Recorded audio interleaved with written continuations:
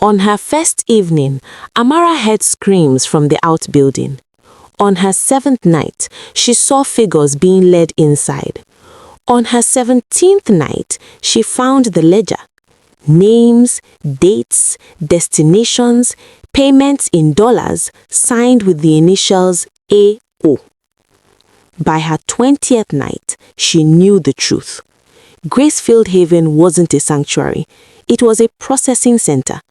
The beautiful gardens hid something rotten. The charming manager, Chief Adebayo Okoro, was one of Nigeria's most powerful human traffickers, and Madam Charity, the gaunt woman who smelled of antiseptic, had been watching Amara since the moment she arrived. The rule wasn't for protection, it was to keep the prisoners from seeing what happened after dark. Now Amara has the evidence.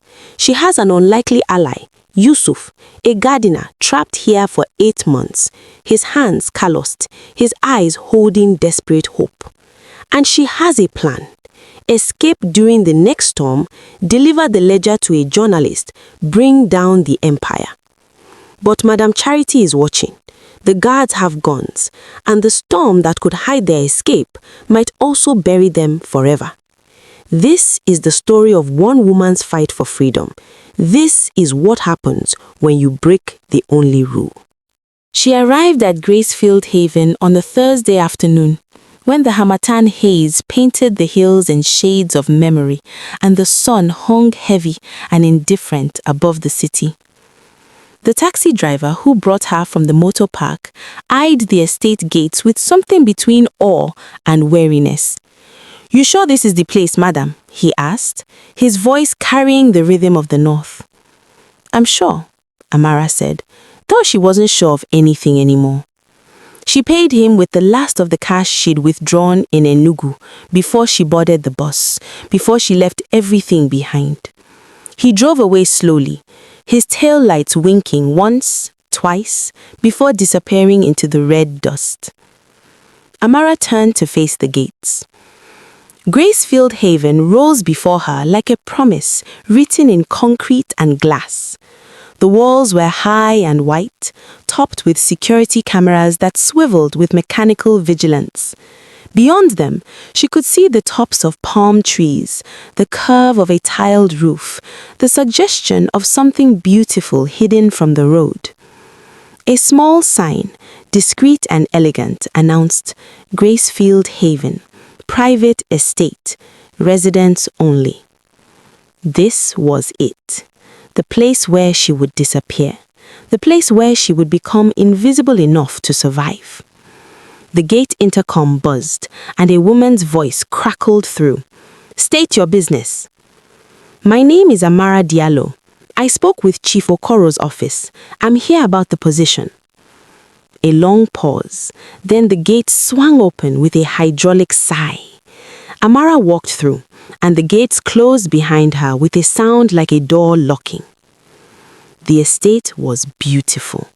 That was the first thing she noticed, and the thing she would keep noticing in the days to come, the beauty of it.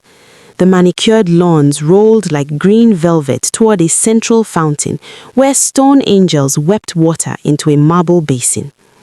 Flowering bushes lined every pathway, their blooms so perfect they looked artificial. The main house rose 3 stories, its architecture blending modern glass with traditional motifs, wooden screens, carved columns, a roof that swept upward like a bird taking flight. Staff moved along the pathways with downcast eyes. A gardener pruned roses with careful precision.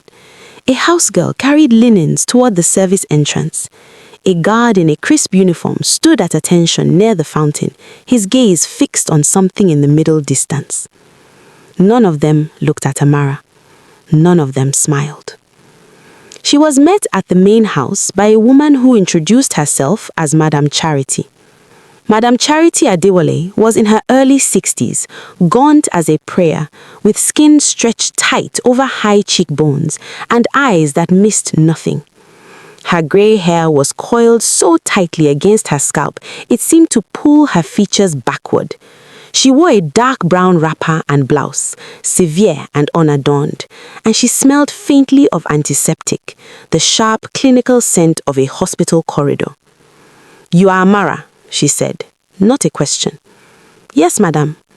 Madam Charity's eyes traveled over her simple dress, her tied-back hair, the small bag that held everything she owned in the world.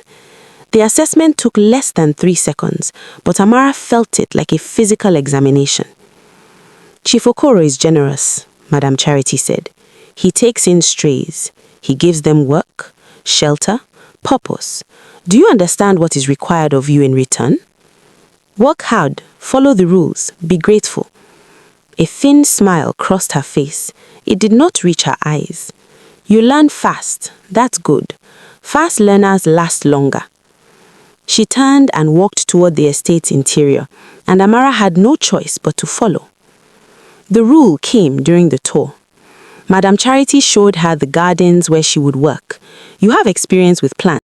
She showed her the small room behind the kitchen where she would sleep, a narrow space with a cot, a chair, a single window looking out at the estate wall. She showed her the staff schedule, the meal times, the uniform requirements. Then, as they stood at the edge of the gardens, with the sun beginning its slow descent towards the hills, Madam Charity's voice changed. "There is one rule," she said. "The most important rule. It is not written anywhere, but if you break it, you will be removed from this estate immediately. No warnings, no second chances. Do you understand?" Amara nodded, her throat dry.